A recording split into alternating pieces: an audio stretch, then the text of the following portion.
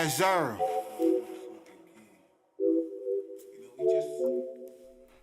been noticing some things, man. These motherfuckers been looking, Uh-huh.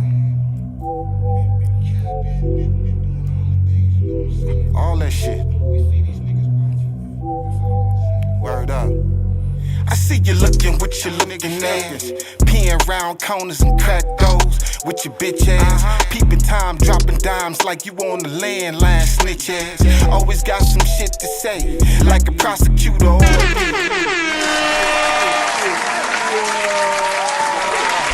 Welcome to another exciting episode of Whose Mic Is I said, Whose Mic Is This? Today we're sitting down with a powerhouse. We dive into her journey and getting to know the woman behind the name. But before we get to that, I gotta ask you, whose mic is this? It's my mic today. We here with Lady Ivy, y'all.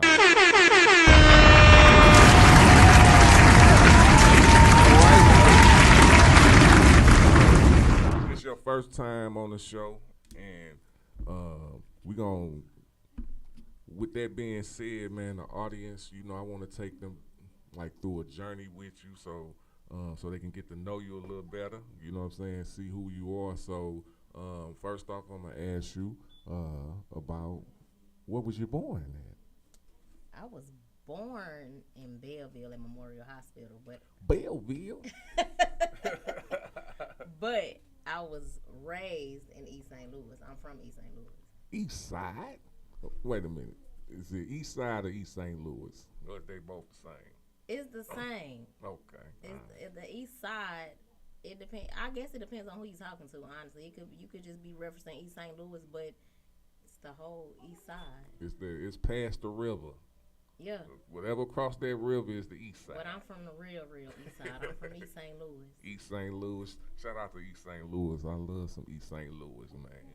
So we'll talk about that. How was it being raised in East St. Louis? I mean, it was cool. Like, it ain't. People have a misconception. Mm-hmm. When I was coming up, like, it wasn't bad. Like, we used to be outside in the summertime on the porch with the radio. You know what I'm saying? Dancing on the porch. Like, all my core friends lived within a 10-block radius of each other. Like, we could walk back and forth to each other's houses. Like, it was cool. It was cool. Okay. I loved it. How was your childhood pretty much? How was the mother and father? Did you have a typical upbringing, or was it rocky? What was it? No. Okay. My dad was in and out. He was street. So he was in and out of my life. My mama worked. We lived with my grandparents until I was like 13, almost 13. I mean, I won't say it was a typical childhood because I don't know how nobody's childhood is. I just know mine was, you know what I'm saying? I feel like everybody has something that goes on in their life that they may or may not have handled well, that may or may not be traumatic. You know what I'm saying? So it is what it is, and it was what it was. My daddy, he wasn't. My mama worked. She was a single mother. Like I said, we lived with my grandparents. My daddy, when he was there, he was there. And that was like, but he didn't do none of that sugar coating, none of that, everything was just real. Like, everything was real life lessons between my daddy and my brother. Mm-hmm.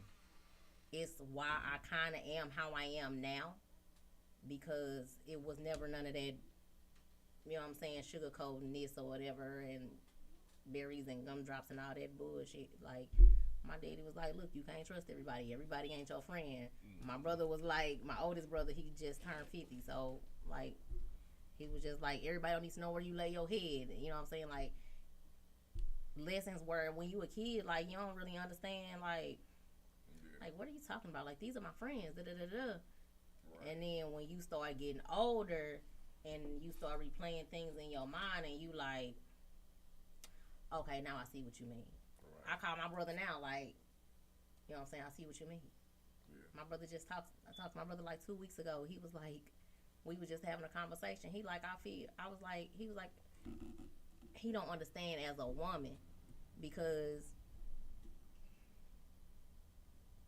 when you are a dude and you in the streets, it's like, okay, you gotta be hard, which is pretty normal for men in life, period.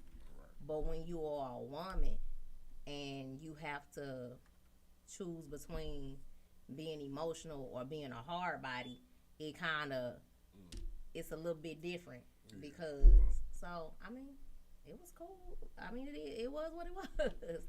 Dave, so how would you say that affect how you live today?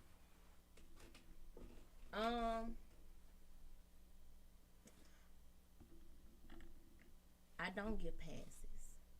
Like I won't say I don't say I don't give passes. I'm going through this journey of healing myself from past traumas from childhood on up. Okay. So when people be like, "Oh, family is this, family is that," like it really ain't. Your title don't mean shit to me. Your blood running through my veins and vice versa, it don't mean shit to me. How do you treat me? Right. I go where I'm celebrated, not tolerated. Like, No I ain't doubt. finna show up just because we cousins or just because we sisters or whatever the case may be. Mm-hmm. I ain't doing it because I'm heavy on my boundaries right now, and I'm one of those people as I get older, because I'll be 37 tomorrow. Happy birthday. Thank you. I'm becoming more accountable for my actions.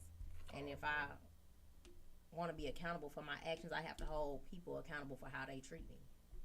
And I also have to address my wrongs and address how I felt and to keep from repeating a cycle, because I got kids. And I one day would like to be married again too. You know what I'm saying? Yeah. Or be in a long-term healthy relationship. And you can't bring your past chaos into a new situation and expect that person to be okay with it, because that's not their burden to bear. True that. So I mean, True that. Talking some real shit.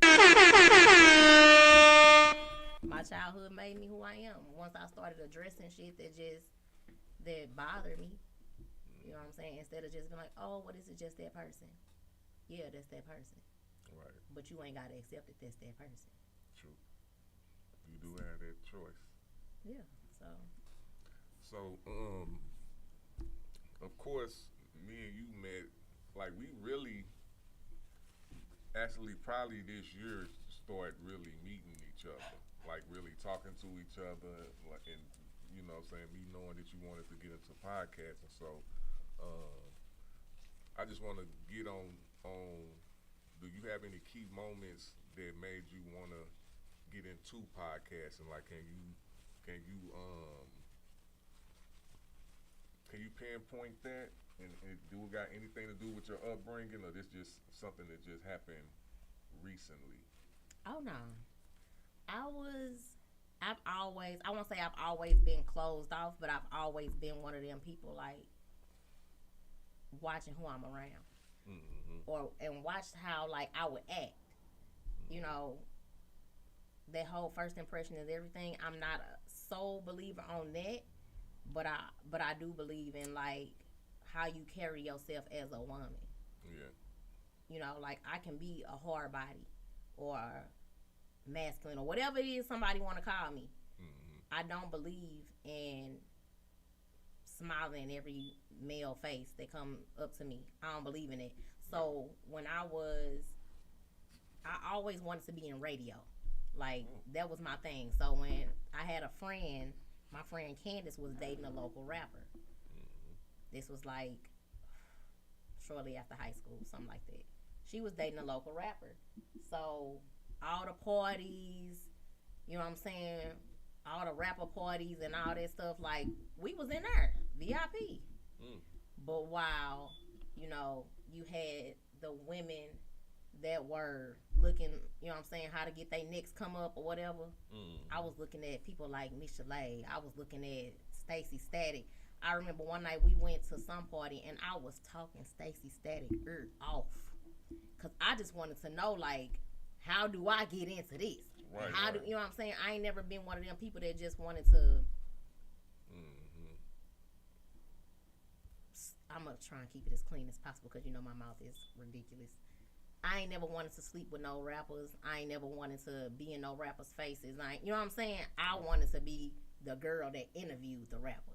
You know what I'm saying? I wanted to be the girl that talked to you, find out, you know what I'm saying, how you got where you are. You know, I always wanted to be in your mind. When I first got into college, psychology was my favorite subject. So I've always wanted to be in radio, you know, in some form. I just wanted to be the person to be promoting and interviewing, and I always wanted to do that. So I applied when I was 21. I applied to a radio broadcasting school. Okay. And I got accepted to 3 of them that I applied to. I applied to like 5. Dope. But I got pregnant. Okay. And they like, well, we'll pay for you and the baby. But this nigga got to stay where he at. About how it is. And I wanted that family structure for my child. Because like I said, my daddy was in and out. You know what I'm saying? I love my daddy, but he was in and out. You know, between my daddy, both sides of my grandparents, and my mama and my brother's dad, that's who raised me. I was raised in different, you know what I'm saying? Yeah. Differently. At home, where I lived, this was church. We went to church every Sunday. We went to Sunday school. We went to choir rehearsal on Tuesdays.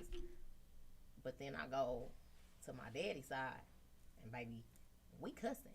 Like, not me. You know what I'm saying? But my granny, my granddaddy, my grandma, like, my grandma, like, that's what we did. My auntie had this little clique called the Ladies, and I was their little mascot. You know what I'm saying? Like, I was their little mascot. My auntie would give me a little airbrush shirt, you know, give me some Jordans, like, and I would be with my auntie every weekend. So it was 2 different lifestyles. Wow. So for me, I wanted a 2-parent household for my kids. So when that decision came, like, you can go, you can come, your baby can come, but this nigga gotta stay. I was like, well, shit, you know. Why they have to say it like that, though? They ain't said like that, but I mean, it is. You know, I don't like. I saw my daddy ain't never bullshit. You can say what you want, but at the end of the day, this what it is. Yeah, y'all can come. But they just wasn't paying for him to come. Right. Okay. He can't come, and he got to pay his own way. Now we gonna put y'all in this and then you and the baby. He can come, but he got to pay his own way. Yeah. And at the time, my ex had just got out of jail. So You know what I'm saying? He was making like $8.50 an hour as a cook. Like, it wasn't that. It was amazing how we survived off that type of Man, money. right. Like, So seriously. yeah. And so when it's like, I had a decision to make and I made it. And I don't regret it, because I feel like what's for me is gonna be for me. And then, shoot, 2020, James was on Facebook talking about never legal. I want somebody for my podcast. I was like, shit, hold on. You know what I'm saying? Let me tell you. Yeah. Okay. And he brought me on, and, you know, we did that for a while. Situations happen. You know, there's water under the bridge now. I'm big on loyalty, so at that time, I had a choice to make, and I made it.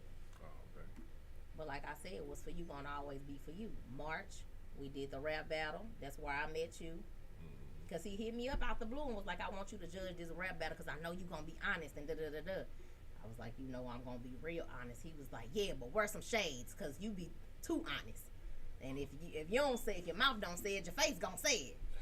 So that's why I had the shades on. And then when he recommended me when Big V came, and it was up. And I love it. All day. We're gonna go to a quick break, and I mean it's gonna be a real quick break. So we're gonna come right back, and then we're gonna get a little bit more into the Never Legal promotion, because that's where me and you did connect from, you know. So we'll do our due diligence and talk about that a little bit. But before we go, I gotta ask you, whose mic is this? See, that's what I'm talking about right there. Yeah. Sauce, man. Yeah. These motherfuckers, man, they peeping, they looking, they watching, they trying to imitate. They nibbling, fam. Yeah. And they ain't never, ever gonna own up to what they doing. For sure. We got this shit in the smash, man. Yo, let them keep looking, my nigga. Let me get them. Let them keep looking. About to cook them like meat with his looking ass. Bet them niggas retreat with his looking ass. I seen him straddling the seat with his looking ass. Bet them judges gon' cheat with his looking ass. They catalogs Boy, had me already. All right. We are back with Lady Ivy. Before the break, we were talking about Never Legal promotion, man. I believe you built a great relationship with them, which is a huge part of. Well, I ain't gonna say that because you know I don't be want to put words in people's mouth, but like, how has Never Legal helped you? Like, because we really big on, you know, respect, and I know that's what you just said, respect and loyalty. Like, I know when I met Never Legal promotion, I you know, even though I have my own motion, my motion never stopped with them. Like it just makes sense to me for some reason. You know what I'm saying? But how has Never Legal promotion helped you? So I've known James since I was in like 6th grade. Okay. Me and James went to middle school together. Shout out to James.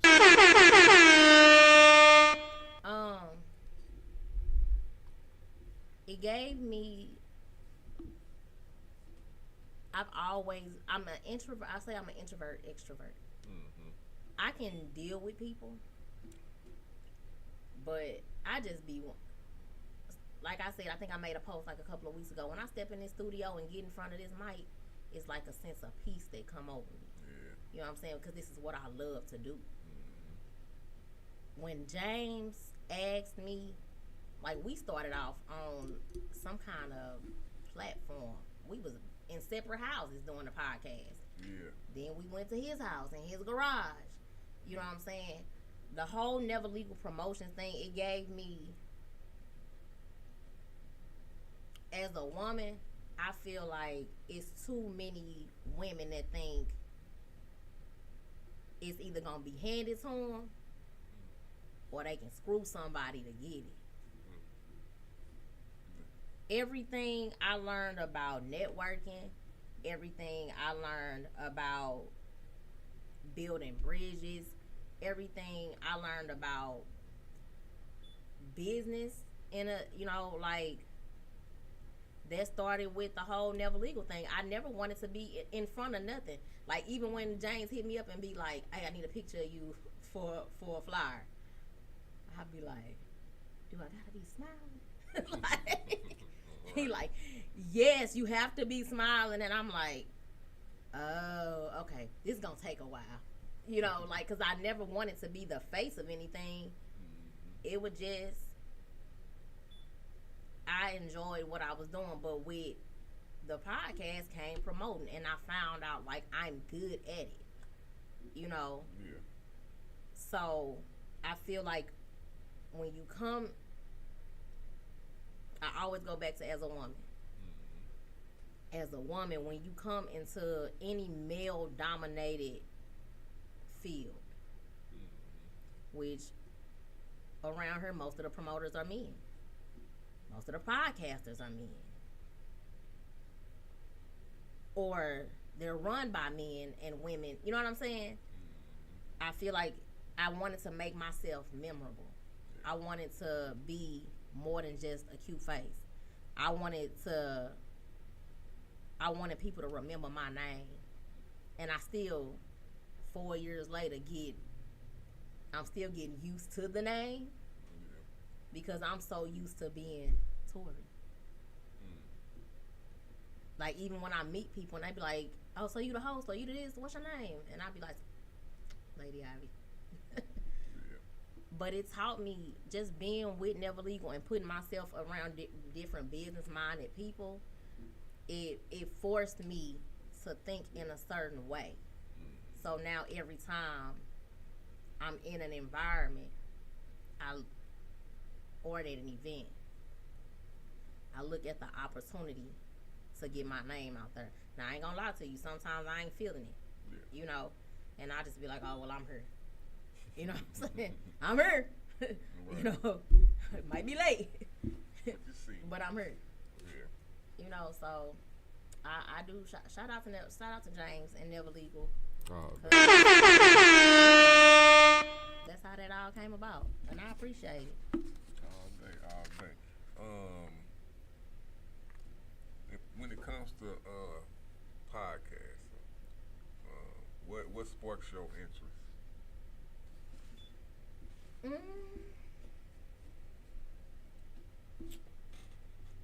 I love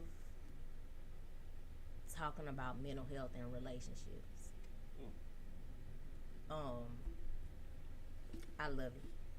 It's just, I think right now, one of my favorite podcasts is Tonight's Conversation. And I actually went to see them, not when they was here and when it was cold, because I don't do the cold, baby. But when they were here last summer, I actually went to go see them. It's one of my favorite podcasts. I'm all about, like, this whole men versus women conversation. It just irks my soul, because at the end of the day, most of us, now I don't know about nobody else, most of us were created the old-fashioned way. So we need each other. But in order to have healthy relationships, we gotta heal from our traumas. We gotta change our mindset. We gotta wanna be better. You know what I'm saying? Instead of just saying, well, this just how I am. Okay, you don't want to change that? You don't see no error in how you are? Because nobody's perfect. So I like to talk about everything. Like, I like to dibble and dabble on everything. Sometimes you will see I get asked one question and I'll venture off into something completely different. But it all ties in to what the initial question was. All right. You already kind of dipped into it a little bit, because I want to jump into some trending topics with you. But I know I done heard your conversations a few times. So it's one point that I, just like what you just said now, I agree with that. We all have differences. So I don't think it's gender specific when it comes, you could be an opposite of a female. I could be opposite of a male. All of that is just natural shit. I don't think it's toward me personally. I don't think it'd be toward a gender, but people do, just like you said, they put it to that. I think one of these motherfuckers who do it a lot, who, like, I be hearing younger dudes like fucking with them, and I'll just be like, why y'all? So I'm gonna ask you this about this guy. What do you think about Charleston White?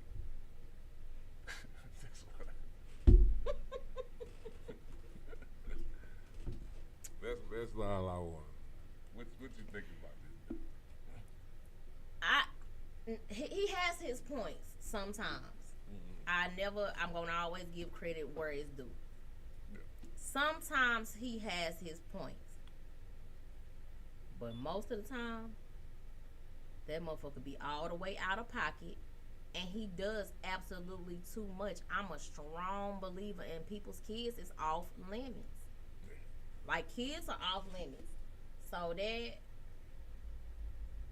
when he does shit like that, like when he first came on the scene, I was like, this motherfucker like white women.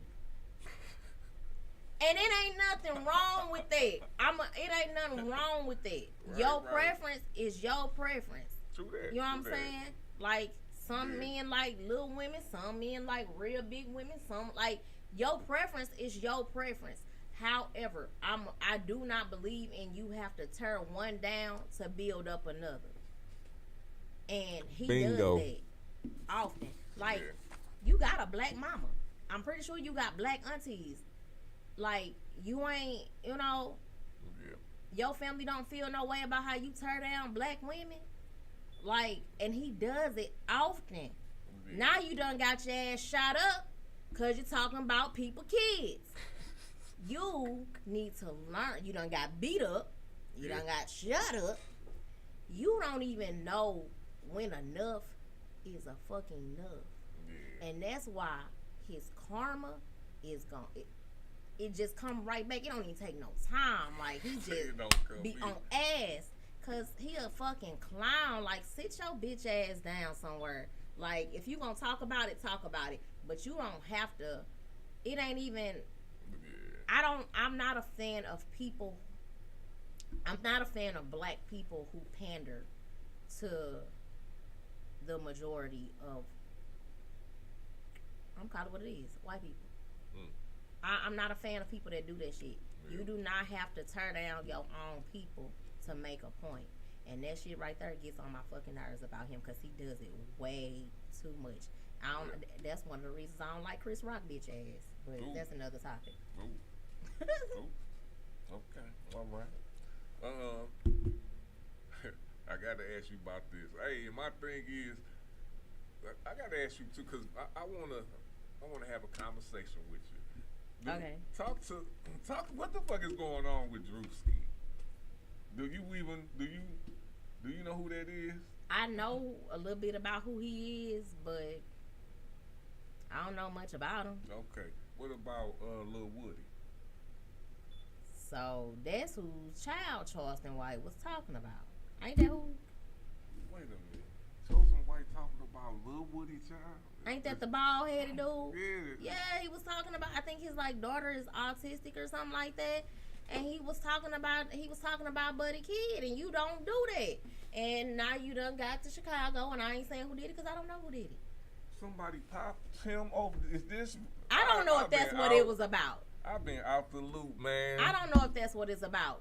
Who- To me, when people just run their mouth too much about people, you He a can't pinpoint who idiot. did what. Yeah, but my thing is, But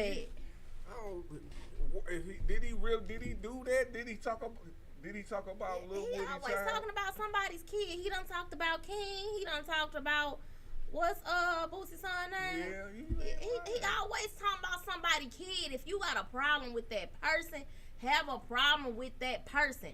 Why are you speaking on people's kids? Yeah. Because he got a death you wish. a little funny looking little bitch yourself.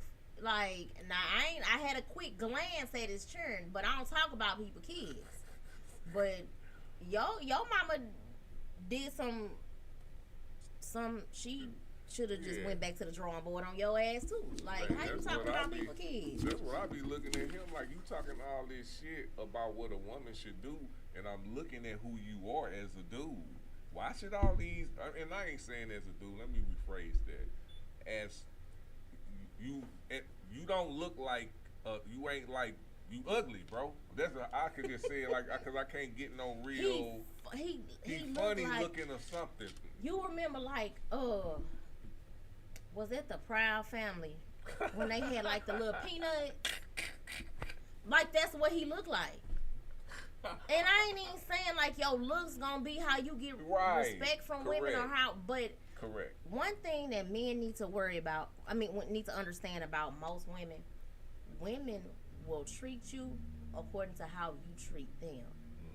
So if you are sweet to a woman, if you are nice to a woman and it's genuine, women will follow that and do a little bit more on their end because that's how you rocking. But you you's a disrespectful little Yeah, that's bitch. what I'm saying. Like he disrespect. He talk about black women. He talks about single black women. He don't like no black women. He talks about any other race like they are top tier, and he tears down black women. He tears down anybody that is not raised like him. And it's insane to me because, like we said before, your childhood forms who you are. Yeah.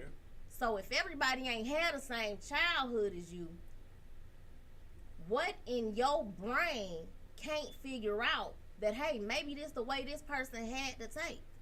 Maybe this what this person had to do to survive. Right. But you want to tear down everybody. Black men, street niggas, black women. Right. You just a disrespectful little bitch, and the whole time you pandering to these white people, they laughing at your ass. Right. They are not laughing with you, sugar. You a fucking clown. He like the up mode of Bill Cosby at that one time. Man. You know, even though you know Bill Cosby, I get it, bro. I get what you saying. I do, but I'm not compared to Charles White. I ain't with him. But Bill Cosby, I get where he was going, but you too late, bro. You saying this shit? That shit ain't working no more, bro. It's not. It's not. Like, dude, shut up. It's over. It's not. And it's insane that people think that, oh, you can. Nobody ever has a solution to the problem. But everybody want to talk about the problem. Right. So, because I wasn't raised like this, because let you tell somebody how they was raised was wrong and they think they had the perfect family. Oh, baby. Oh no. You become the worst person in the fucking world. Real talk. How dare you talk about? Well, how dare you talk about this person? True that. You don't know what this person went through, bro. You on the outside looking in. True. You got people that were just regular kids, but because one person was like, "Oh, your kid bad," now they at home getting the shit beat out of them every day because you trying to beat the bad out of them. Right. Like, that's trauma. Yeah.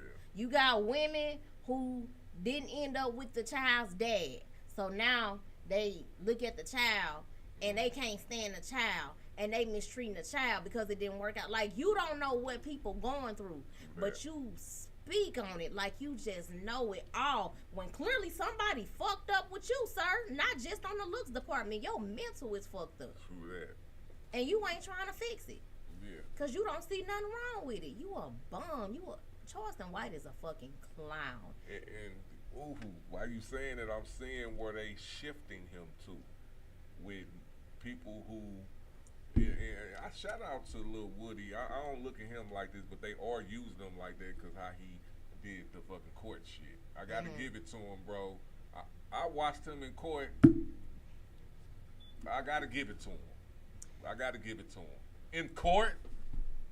Go ahead. Talk. I'm gonna tell you this: any person who is not scared to defend them, like when you get in front, you not just behind closed doors, you get in front of all these, because they say it's a jury of your peers. That's bullshit. Yeah, we know. Because if it was a jury of your peers, it would be people who understand Who your you mental. know. Yeah.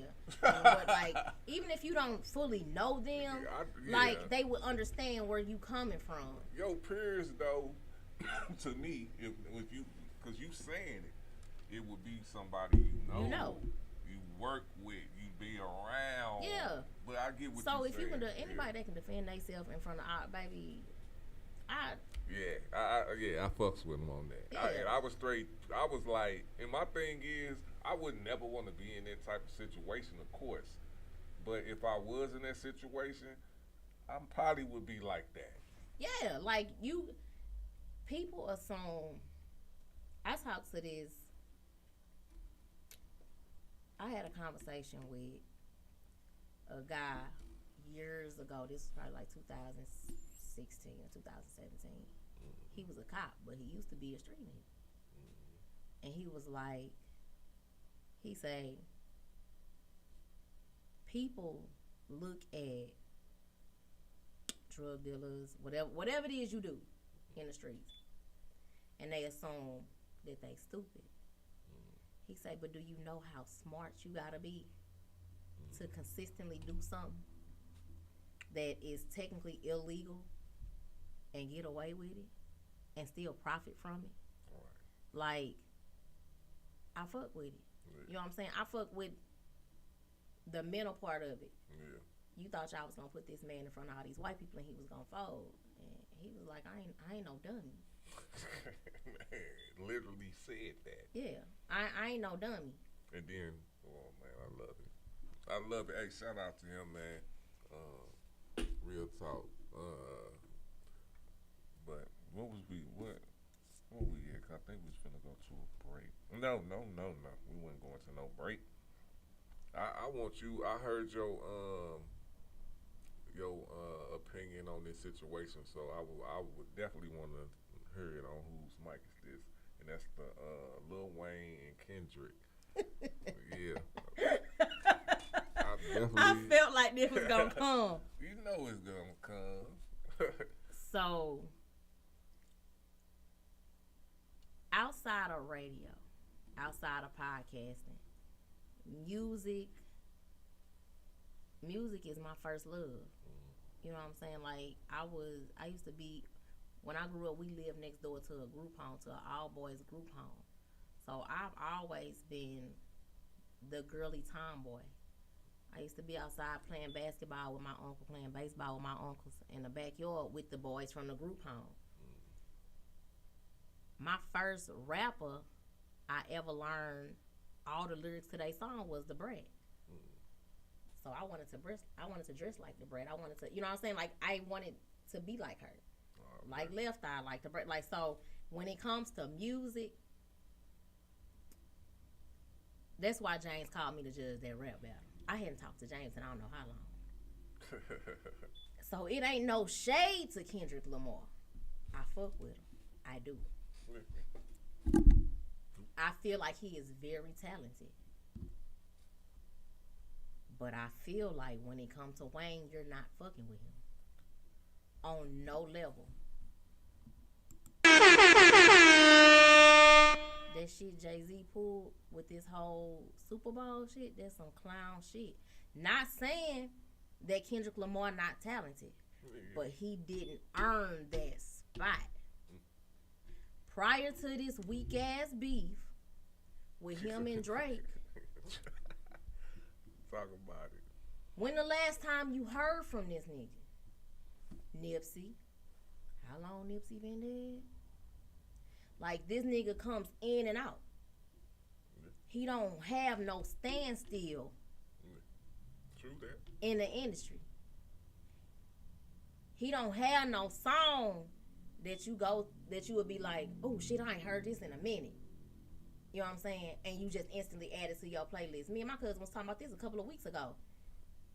She said she was on the phone like, I need a hot girl. Instantly, she on her phone, I'm on my phone. We adding all Cash Money songs to our playlist. You know what I'm saying? Kendrick Lamar don't have that. And then they want to be like, oh, well, Wayne don't remember his own lyrics. What the fuck that got to do with it? But that comes from the mindset of people who aren't artists. Because if you're a poet, if you're a rapper who, you know what I'm saying, like, and you just, let me speak from a poet's point of view. Yeah. When I write from where my mindset is in that moment. My poetry comes from my emotional state. Well, Wayne don't write his lyrics. So you can tell me that something you didn't write down, you can go back 20 years and remember it word for word. Like, if that's all y'all got. How many songs this dude got? Man. Shut the fuck up. This man got a song for everybody. He got a song for the hood niggas. He got a song for the white boys. He got a song for everybody. Yeah, that's true. That nigga literally said, he said, I'm an alien.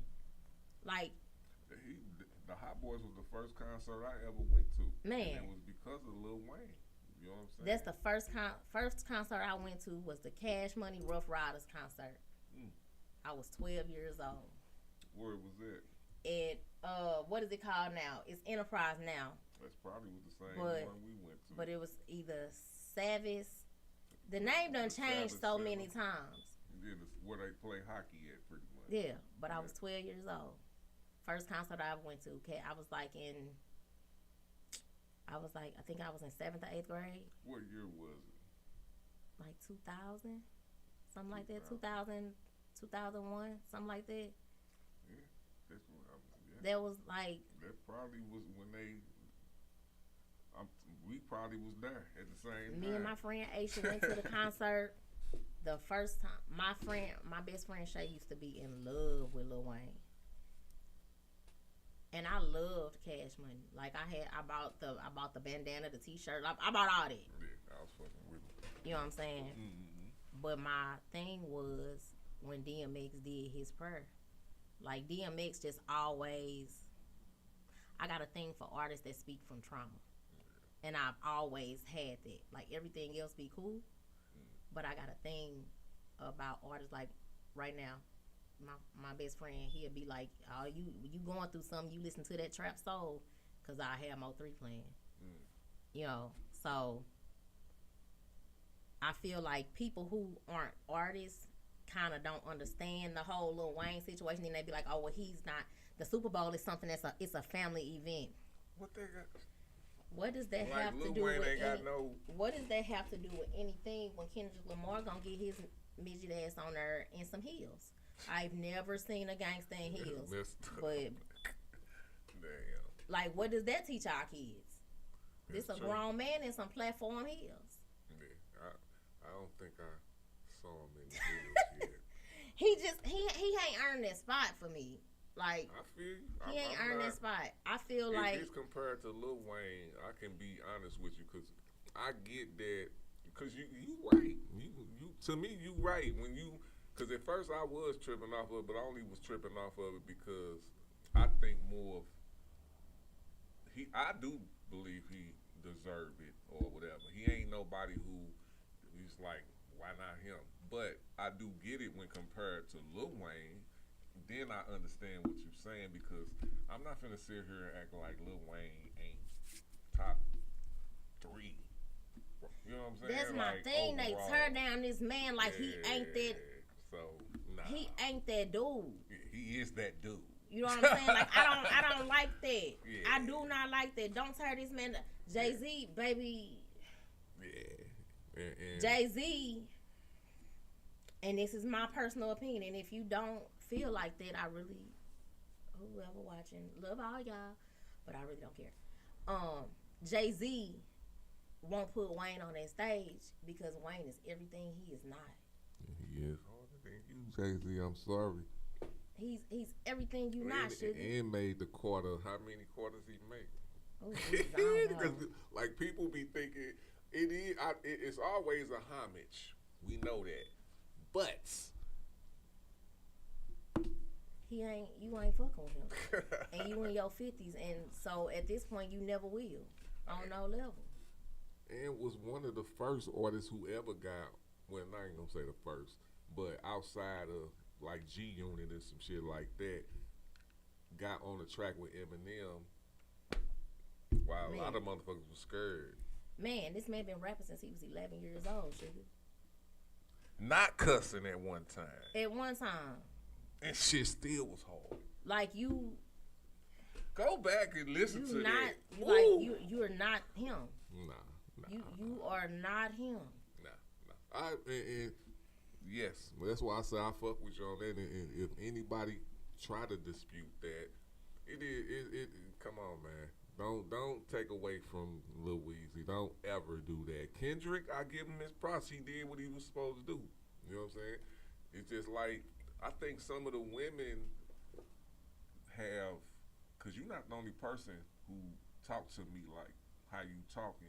Like that Kendrick and Drake beef, that's easy money.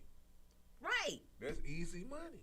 Right. So it's like, what are we really celebrating for? Like You know what I'm saying? I be trying. I promise I be trying to be nice because I be trying. Yeah. I be trying to be nice. I'm working on myself. So like my approach, the things I say, The things I do. We have to.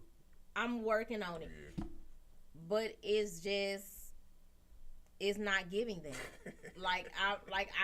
That's probably the nicest I can say it. It's not giving it. Like Kendrick Lamar, before this Drake situation, that man was, I don't know, in the house, and He was in New York doing whatever you was doing, sugar, I don't know, and that ain't my business. That's you and your wife and your children. That's y'all business. True that. I don't know. But nobody was like, hey, let me blast that new Kendrick Lamar. True that. Let me blast that old Kendrick Lamar. Nobody was saying it. Like, anytime a song that was played, it was something that he was featured on. Like, you know what I'm saying? That song he had with Nipsey. Like, nobody was just doing it. But Wayne got, literally, he got a song for everybody. Lil Wayne the beast. I will put, who got a catalog longer than his, except somebody like, and I can't even say that. I think, I'm going to say this, and this not about basketball, but this is the thing. You got, and I'm talking about with who the longest. Jay-Z, you not in this one. Too Short and Lil Wayne is like, to me, and this is not about basketball, it's just strictly record. Too Short may be MJ. I don't think so. That's why I say it ain't about basketball. But as far as catalog, nigga, he LeBron James. Lil Weezy is LeBron James when it comes to catalog. I don't give a fuck what you're talking about. And people talk, people say shit, and I know most of the time I stay out of these conversations because it's just above my tax bracket. But seeing that man be so emotional in that interview, and he was like, shit, like it hurt. It hurt his feelings. Yeah. You know, and he like, yeah, I gotta be accountable for my actions and the things that I've done and the things that I said. Come on, man. But at the end of the day, to make it seem like his city didn't pick him. Stop it. Like, nobody in New Orleans is gonna be like, yeah, we'll take Kendrick up. They not doing that shit. Listen, I'm gonna say this because I fucks with you. You are on Fox Sports on Undisputed with Shannon Sharp and Skip Bayless for a lit of time on there. You got a whole song on there. You know what I'm saying? If you tuned to that, and you came in as guest on there, but you ain't. What they saying? He ain't what? They say For who? They say he's not. Stop They say the Super Bowl halftime show is a family show. Stop it. Where the nipples came off. I was just thinking it. Stop. It was a wardrobe malfunction, but it still happened. Stop. I mean, Stop it. This is. Because if we gonna be honest, Stop. if we gonna be honest, Eminem was on there, and Eminem, he's sober now. But when he was Slim Shady, that man is very much open about cocaine. Have you seen his videos? Man, like, that nigga said the FCC won't let me be. Bro, he done talked about gay, trans, and everything. He talks about everything, but Eminem was on there. I don't want to hear that. Dr. Dre was on there. Hopefully y'all, hopefully this is a setup for him to come out on there. You know what I'm saying? I don't feel like that. I feel like it's a bitter bitch movement. I'm with And you, but I'm not just to call trying you a be bitch, positive. Jay-Z, but I mean, if you ever see this, but hey, it is what it is, and it's gonna be what it's gonna be. So give us your top ranks in the greatest of all times. I want two of them for you. I want the greatest of all time, period, just period, and then lyricist. Oh. Yeah. How many I get? Do your top. I don't want to make it hard, so top four. Top four. Top four. I have a hard time putting them in order.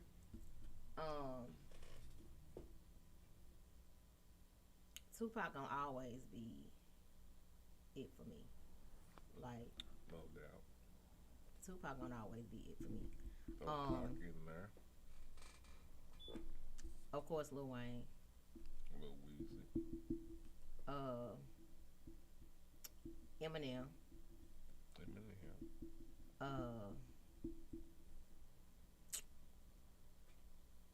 He said 4.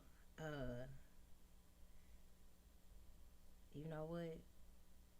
A more recent artist, I'm gonna say Mo3. Okay.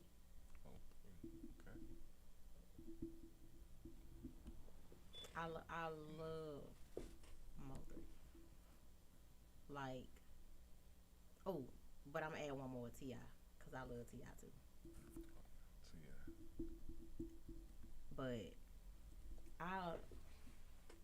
there's a lot of artists that I feel like life just happened. So I don't only look at what they did do, but what they could have done. You know what I'm saying? And when I say Eminem was on there, that's not to take nothing from him, because when I say Eminem is a damn good lyricist, like.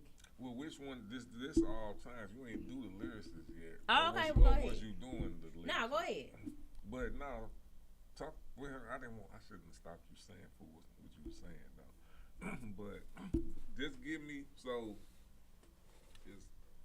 with these 4, you got Pac, you got Lil Weezy, you got Eminem, you got Mo3, right? And then I'm gonna give you a chance. You know, if you want to keep Mo3 there, because you got an honorable mention T.I. because you don't have to rank these. You know what I'm saying? As tiers. You know what I'm saying? Because you got Pac, you got 3. Right now you got 2 tiers. You know what I'm saying? So you got Pac, Lil Weezy, Eminem, Mo3, honorable mention T.I. So you only got room. You got 1 for top tier, and then the rest of them gonna be, you know what I'm saying, second tier. What would you put them? Pac, Lil Weezy, Eminem, Mo3. Oh.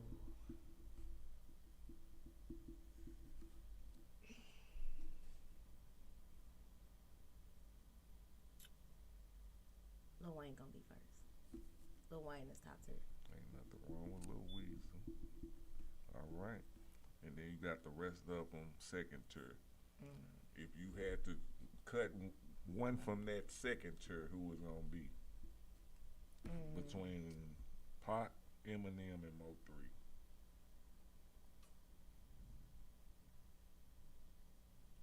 It's going to be Eminem. And I'm going to tell you why.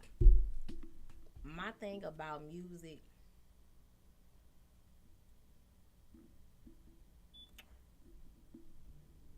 coming up, and it's just music in general, singing, rap, whatever, it was always started off at the beat for me. Like, it took me, sometimes it'll take me, I don't even know what the words are. Yeah. But when I learn the words, I'm big on everything being of substance. Yeah. You know what I'm saying? It could be what you've been through, what you're going through, whatever, but I'm big on everything being of substance. And while Eminem is an amazing lyricist, okay, we hear about your trauma, your stuff with your mama. You know what I'm saying? We get that. Your stuff with your drug addiction, whatever. We get that. Yeah. But where do we go from here? Yeah, you ain't got no club bangers. You ain't got no. Yeah, you know, like for artists in general, I want to have you gotta be well rounded. Your catalog gotta be well rounded for me. But when I'm listening to it, like when I'm listening to it, I wanna be able to connect with you in some kind of way. Yeah. And while he's an amazing lyricist, he don't do that for me. Yeah. So Eminem will have to go. Yeah. I like that. Real talk, real talk. All right. Now do your 4 lyricists.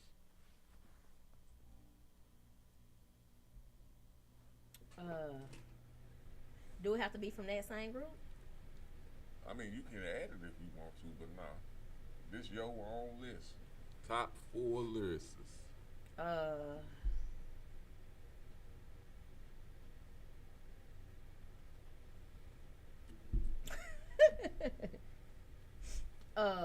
Dang, I can't even. I want to add the ladies in here because Queen Latifah and MC Light loved them when I was growing up. You know what I'm saying? Like, I loved them. Like, I was very much underage. But they had music. I was very much underage when I was walking around town. So, who you calling a bitch? You know, I'm like, very much underage. True that. So, I'm going to say Queen Latifah, MC Light,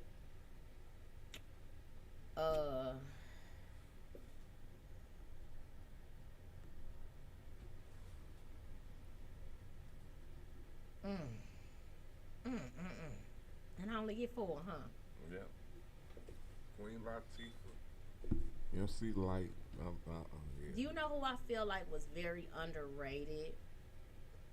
Warren G. I got his song on my playlist right now. Which song? The one with Nate Dogg, just hit the east side. Yes. Regulators. That's a classic. I think that should be put in the #1 Hall of Fame of It hip should. hop Let me classics. tell you, I was 7 years old at camp when I got in trouble. Like I told you, I always heard a beat first. I didn't know. So when I did learn the words, I didn't know what I was talking about. Yeah. I got in trouble at camp for singing that song. Didn't know what the hell I was talking about. But that was my Was a song. clear night. Boy, Like- that was the shit, boy. You can't tell me that's not a classic. Come on, Man. When they hit the regulators, Mount up. like, Boom, boom, boom, boom, boom. Boom, boom, boom. and Yeah. So you got Queen Latifah, MC Light. You feel like Warren G was underrated. Are you putting them in there?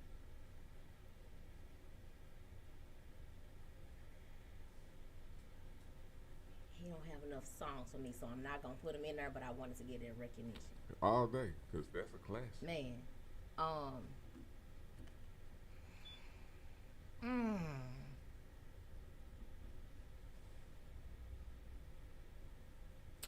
you know who I like? Derez Deshawn. Derez LaShawn. Derez Deshawn. Derez LaShawn. Okay. I like I said, when it comes to music, it gotta be something of substance to me. Like, I wanna be able to relate to you in some kind of way. And I like, you know what I'm saying?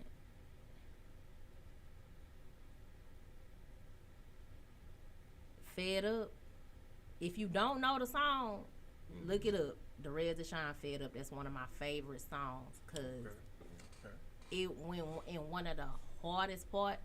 I heard that song in one of the hardest times of my life.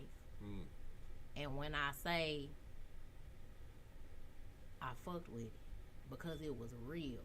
He wasn't talking about how much money he got. He wasn't, you know what I'm saying? He wasn't speaking about no shit he didn't know about. It was just like, how you expect me not to eat you when I was starving, you ain't feed me. And now a nigga fed. You know what I'm saying? Like, I felt that. Got 2 kids, and I'm broke. And sleeping on the floor. And all you say is keep your head up. Like, I felt that. Because at the time, you know what I'm saying? My situation was similar. So I'm like, damn. Who is this nigga and why does he know me? You know what I'm saying? So I gotta add him in there. It's a lot of people that I feel like are very much underrated. and don't get the recognition because they don't have an extensive catalog, and people don't really pay attention to what they did put out that was of substance, that did matter, that like. So yeah, I'm gonna say that. You just made me think of that because it's like certain painters got masterpieces and they only got probably 2 or 3, but they still, you know what I'm saying? They still masterpieces. Yeah, they still. Like you can still go back and remember a time where like this is something I was going through. Yeah. You know, like.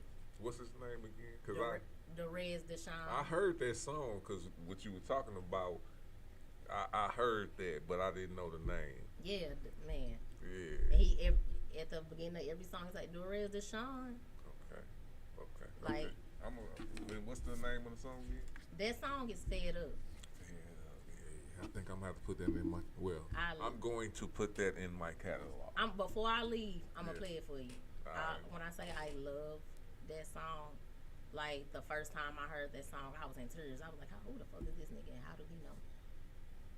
But it like when it comes to music, it gotta be something of substance. Even if I'm listening to R&B, you know, like. And I feel like when I do judge rap battles, when I do listen to music, you know, to me it's all about like I want to be able to relate to you, whether it's a local artist, whether it's a, you know, like somebody famous. I want to be able to relate to you. So even if your beat, because I done kind of got out of just listening to the beat now. Even now I'm more so listening to your lyrics too. Like it's a artist coming up. His name is Harlem Got Next. And when I say I've heard one song that he's done, and I can't remember. I'm bad with remembering the names of songs, but he a kid. He not a kid. He legally an adult, but he part of his lyrics like, you know what I'm saying, he got grown niggas hating on him, and he 18, and I felt that because it's sad, and I feel like a lot of shit that go on with rappers, with people in general that are actually trying to elevate and do something, it usually be because they got a grown ass person who way older than them, somebody they looked up to, you know what I'm saying, hating on them. And I was like, okay. So like I feel like his music may be for like the younger generation. I feel like he's ahead of his time, and you can find him on Instagram. I think his Instagram is Harlem Got Next. Okay. But and I think that might be his TikTok too. But he a kid. He a kid to me because I'm gonna be 37 some more. Yeah, 18. You know what I'm saying? But his music is, I feel like it's sort of what's been missing. You know what I'm saying? Everybody be talking about money that thing ain't seen yet, ain't touched yet. You know what I'm saying? Hell, Tyrese got on the damn Breakfast Club and said all his jewelry was off Amazon. You know what I'm saying? Like, it ain't nothing wrong with it. It's just the fact that when they put it in their music, that ain't what they saying. So now you got people out here robbing, killing, whatever, to try and get what you got, and what you got ain't even what you got. You know what I'm saying? So I like the kids' music. Like I said, when it come to music, it's gonna always be. I don't like bullshit. I'm not a fan of bullshit. All day, every day.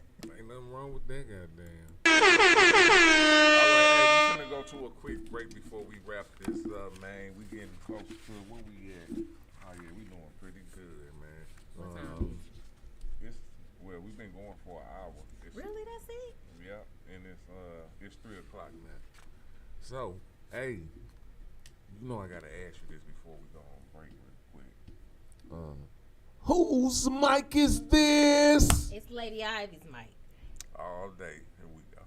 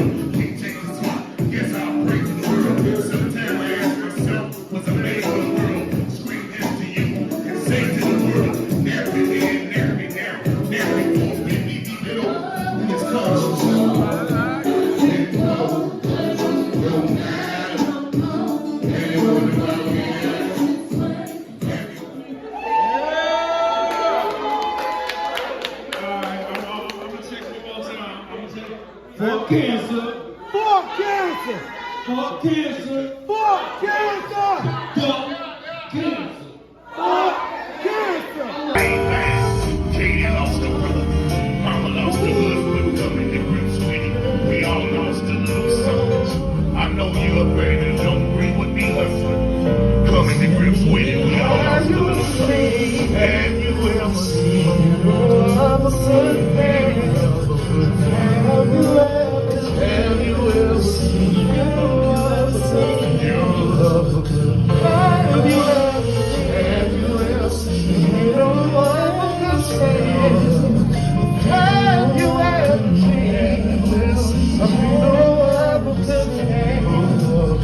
Have you ever seen? Have you ever seen? Have you ever seen? Have you ever seen? Have you ever seen? Have you ever seen? Have you ever seen?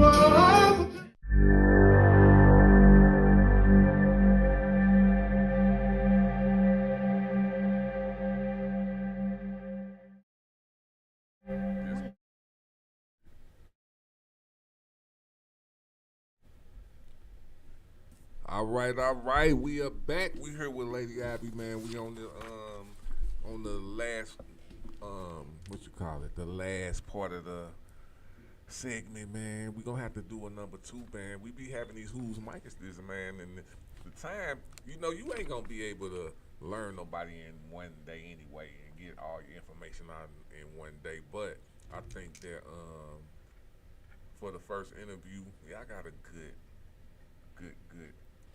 tip on that. Lady Abby is not like no other female that I done seen on the podcast or network scene. I definitely, we all gonna have differences, so I'm not gonna talk about those. But you have way more things that I align with than differences. You know what I'm saying? I definitely respect the non-battling between the men and women situation, because I don't, me personally, I don't like that, because I got a queen and I love my queen. We do have arguments and all that shit, but that's human shit. That's natural. Yeah. Nobody is gonna, if you ever meet a couple, if you ever meet people that's always around each other, whether it be friendship, relationship, situationship, whatever, and you always get along, something wrong. Yeah. Somebody ain't being honest. Somebody ain't speaking their mind. Somebody doing some sneaky shit. I'm a strong believer, and like I said, that just go back to my daddy and my brother. I'm gonna be solid. Mm-hmm. You know what I'm saying? Mm-hmm. I'm gonna be solid. To me, loyalty is, I'm loyal to you as long as you allow me to be. Mm-hmm. But I'm gonna always be solid. Oh, man. So I don't believe in that pitting men against women, because we ain't always right. And women have their moments where they say some dumb shit, just like men have their moments where they say some dumb shit. Like this thing I've been saying about, if he cheating behind your back, he got a back too. Why would somebody, that goes back to being solid. Yeah. Why would how you move change my moral compass? Oh, man. That don't even make sense. Real talk. But they say that dumb shit. I seen a post that said, please do these niggas how they doing you. Ladies, please do these niggas or some shit like that. And I was like, nah. Right. My best get back is my absence. You hear me? Because when I'm done, I'm done. Now people be like, people misconstrue that and they think, okay, done mean, okay, after one time fuck up, I'm done. That ain't what it mean. When I'm done mean I'm gonna give you as many chances that I have in my heart. You don't know how many that is, because it ain't based off how you feel or how the next person feel. It's based off how I feel. Yep. But when I'm done, when I done said no more, when I done said I'm done with you, I could have been replayed this in my mind however many times. Mm-hmm. When I say I'm done, I'm done. People ask me all the time, how do I feel about marriage? How do I feel? I love love. Now I just been separated since 2022, but I knew in 2015 that my marriage wasn't working if it wasn't some changes being made. I had already made up in my mind that if changes weren't made, I was gonna be gone. I didn't know when the time frame was. I just knew when I was done, I was done. So now I don't need to get my get back. I don't need to do none of that clown shit. But that's why I feel like when women don't have male figures, and he could be a quote unquote square nigga, or he could be a street nigga. I just saw my daddy and my brother, you know what I'm saying, and my brother's dad. He wasn't a quote unquote street nigga, but he was a street nigga. You know what I'm saying? If you know, you know. You know what I'm saying? It ain't nothing that a man can do that can make me change who I am as a person. Now, people make mistakes. Things happen. I'm gonna be 37 tomorrow. My mental state shouldn't be how it was when I was 18, when I was 20, when I was 25. I'm gonna be 37. It ain't shit that you can do that can make me change who I am as a person. And I wish women to understand that, baby, if your best get back is to put another body on you, this is free game, right? Because I feel like they don't rationalize this in their mind. Free game. A dude can do whatever it is he does, right? Y'all together, this is what y'all do. He can do whatever, cheat, whatever it is he does, that's what he do, right? And still, in his mind, you're up here. He know he ain't shit. I know he know he ain't shit. But in his mind, you're still up here. When you try to get your get back, you done took yourself. You done played yourself out your own position. Because while he had you up here, now you done came all the way down here, sugar. Man. And the first thing he say is she ain't no better than the rest of these hoes out here. Why keep her around? Now you done cheated on the person that you love with and you in love with, and now he done took you from being a woman to a basic ass hoe. And now he don't give a fuck what happens to you no more. Right. So he done moved on with his life, and you crying, he love me now. Ooh, why he don't love me no more? And he like, bitch, cause I was doing me. That didn't mean for you to go do you. And it sound dumb, right? No, it don't. But it's real. I know. It's real. You cannot be out here moving like men unless you want to be a man. I have no aspirations to be a man. Yes, I am a tomboy, baby. I got on sneakers now.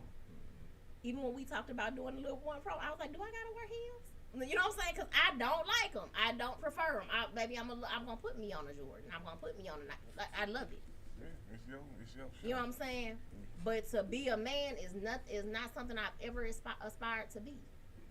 I don't try to move like one. I move like a solid woman because I'm solid.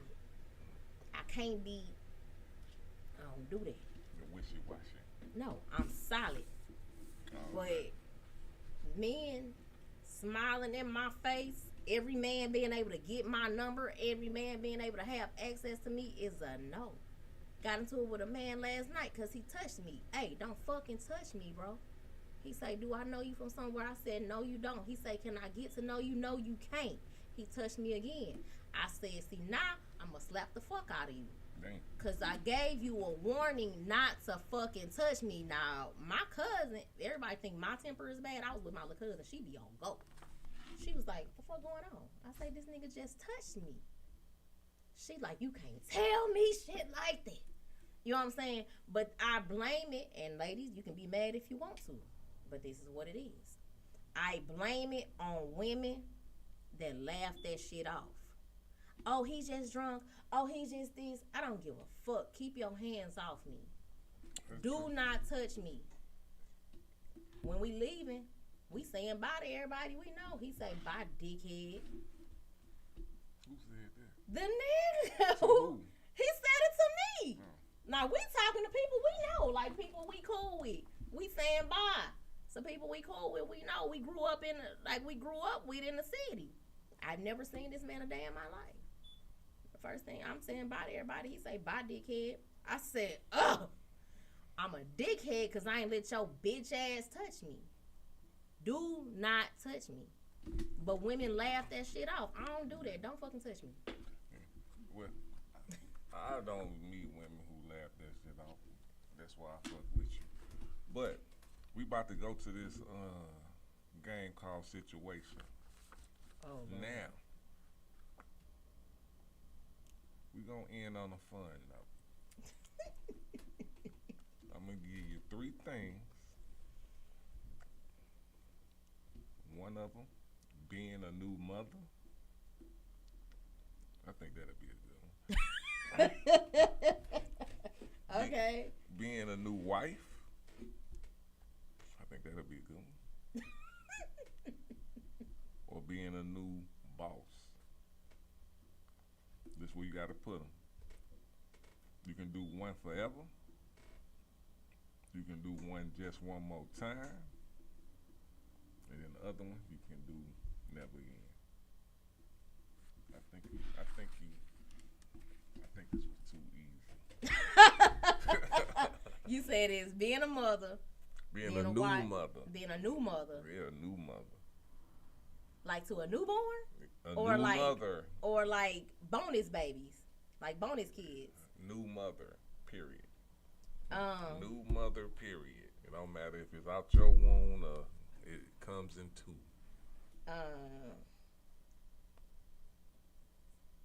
and it's forever.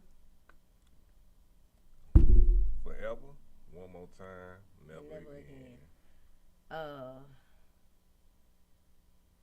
Oh, that ain't easy at all.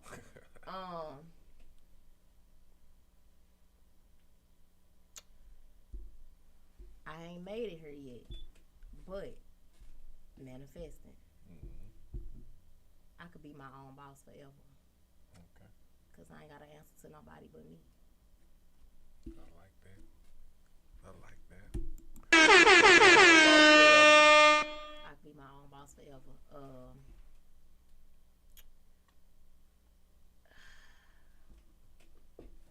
A new mother.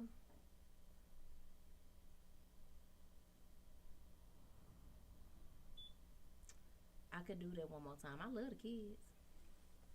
Oh man. Let's be clear. I ain't having no more. All day. Cause I be 37. No, You got the tube side? I do not. Oh well. I am on birth control. Okay. And that's another topic for another day. Okay. Nah, I ain't doing. I mean, like I tell everybody, unless the Lord come and sit down on the edge of my bed and say, "Hey, I need you to have another kid," I'm not pushing out another. Well, I had a C-section the last time, so I ain't getting cut open. For another. But I love the kids. I could do that. I could be a bonus mom. I love pouring into children. Okay. Cause I feel like that was something I was lacking. Like that's why I go as hard for my baby. I saw a man that said something to my son in the bar last night, and I told him, I said, I'm on your ass. And I went over there and got on his ass. And it's all love. No, it ain't. No, I check my kids, but when I feel like they've been wrong by an adult, I'ma check you too. Well, I gotta ask. So what you left out never again was being a new wife. Being a new wife. You left that out. That's Or are we done talking deal. about in the traditional sense as like getting married again? I just said a new wife. I don't know what else that could mean. In the traditional sense, like actually walking down the aisle again. Well, you just said never again. So. Right now, today, I don't see that. Okay. I would do common law. Okay. Ain't nothing wrong with common law. Yeah, I would do common law, but as in the traditional sense of actually Well, I didn't take my ex last name anyway. Amen. Thank God. God is good. Wait a minute. Wait now. I didn't take Go his last ahead. name. I kept my maiden name, and that's what it is. Hey. But I could see doing a common law type situation, but Not traditional. nah,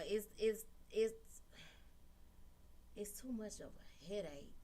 Like when I say divorce is literally the biggest nerve wrecker I have ever experienced, it's because it's always some shit. You know what I'm saying? And I feel like people be like, oh, well, if he die, I can have a living will. He can have a living will. We can have a living, you know what I'm saying? All the money shit, we can put that in writing. Yeah, you can put it in a contract. Yeah, we can put that in a contract. We can, whatever. Yeah. We don't have to go and, you know what I'm saying? I just feel like if I'm mine, you know, I mean, if you mine and I'm yours, why do we need these outside people to approve this? Do that. You know what I'm saying? Because if you gonna cheat, you gonna cheat. If you gonna lie, you gonna lie. If you gonna beat me, I wouldn't recommend it.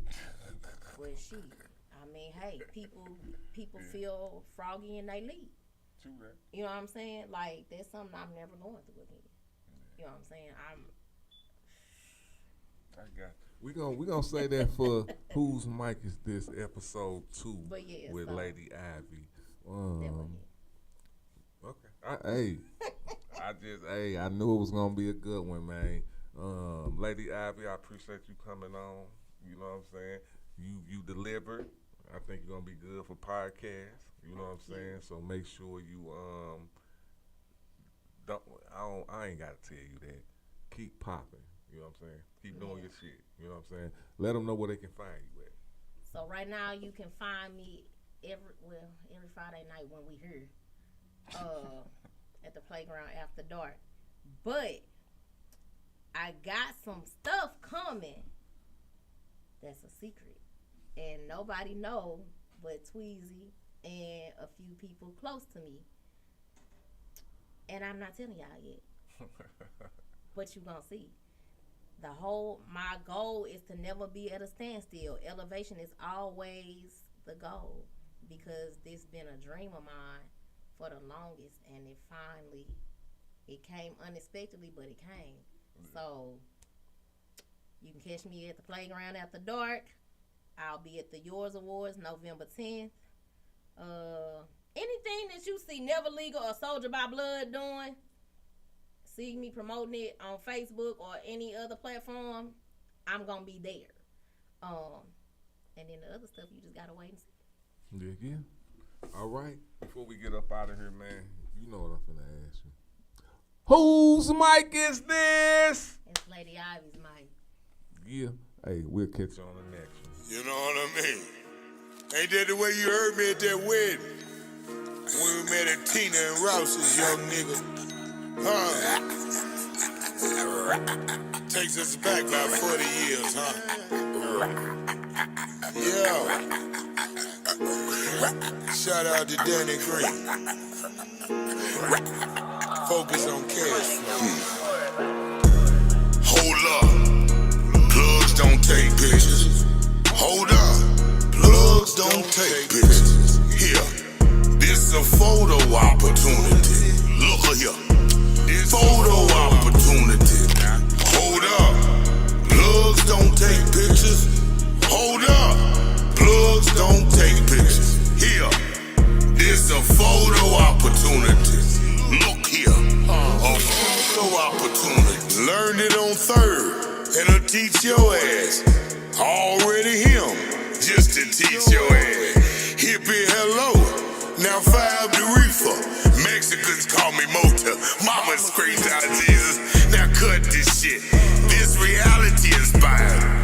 Kanye West string a bell through the wire. What? Retro to get this shit right now. Black Andy Reid called the show from out of bounds. Hootie hoo my ass. This shit lit. In high school, daydreamed about nights like this. Welcome to Bowling Green. so much vodka, don't fuck with cold water. Hold up, yeah. Plugs don't take pictures. Hold up, plugs don't take pictures. Here, this a photo opportunity. Look here, this photo opportunity. Now, hold up, plugs don't take pictures. Hold up, plugs don't take pictures. Here, this a photo opportunity. Look here, a photo opportunity. Got the patient of a don, memory of a con. Known on the L for selling that bomb. Knows that know me, regard me a hustler. Used to whip it till it was butter and hand it to their mother. Con little sister, scam little brother. On Browns Lock Road, all in the day of a hustler. Name Vito, I represent struggle. But you struggle from where I'm from, one day you gon' hustle. And if your hustle is pretty, what you have is double. And after you double is perfected, that is I withstood some sad shit. Sold real BBC on Craigslist. Hold up, plugs don't take pictures. Hold up, plugs don't take pictures. Here, this a photo opportunity. Look here, this photo opportunity. Now, hold up, plugs don't take pictures. Hold up, plugs don't take pictures. Here, this a photo opportunity. Look here, a photo opportunity. Jump out the whip, that's clean enough to pull your mama. Black on black 44, call it Barack Obama. I see them watching, they watch me, but they can't see me. Real respected like Trump, but my move's not sleazy. Take it easy, baby, no evidence. Just put your lips on my print, I might pay your rent. I like counting bread, love when that dough rise. Hit it to the top of the South to holler at my guy. King of the bluegrass, may whoop your blue black. If I stack slacks, so come correct. Don't mind the pit bull pistol or my queen, mister. Put the cameras away, plugs don't take pictures.